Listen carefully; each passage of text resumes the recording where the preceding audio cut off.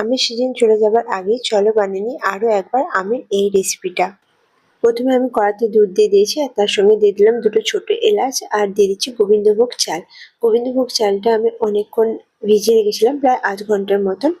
আর এখানে আমি দুটো আমের পাল্প নিয়ে নিয়েছি, এটাকে একটু মিক্সার গ্রাইন্ডারে দিয়ে গ্রাইন্ড করে নেব। আর এদিকে গোবিন্দভোগ চালটা প্রায় সিদ্ধ হয়েই গেছে। এখানে আমি অ্যাড করে দিচ্ছি কিছুটা ড্রাই ফ্রুট, আর সঙ্গে আমি অ্যাড করে দিচ্ছি 1 চামচ চিনি। চিনিটা আমি 1 চামচই দিলাম, কারণ পরে এতে আমি আরো কনডেন্স মিল্ক মেশাবো। তো এখানে আমি একটা 10 টাকার প্যাকেটের গুঁড়ো দুধ আমি এর মধ্যে দিয়ে দিলাম। তো পায়েস প্রায় রেডি হয়ে গেছে। আর হ্যাঁ, বলাই তো হয়নি, আমরা আজকে বানাচ্ছি ম্যাঙ্গো ফিরনি। তো এটা হয়ে যাওয়ার পর আমরা এটাকে ঠান্ডা হওয়ার জন্য রেখে দিলাম। তো কড়াতে এবার আমরা নিয়ে নিচ্ছি আমের পাল্প, এটাকে একটু ফুটতে দেবো। যখন এটা ভালোভাবে ফুটে যাবে তখন এর মধ্যে আমরা দিয়ে দেবো কনডেন্স মিল্ক। প্রায় 4 চামচের মতো আমি এখানে কনডেন্স মিল্ক নিয়েছি।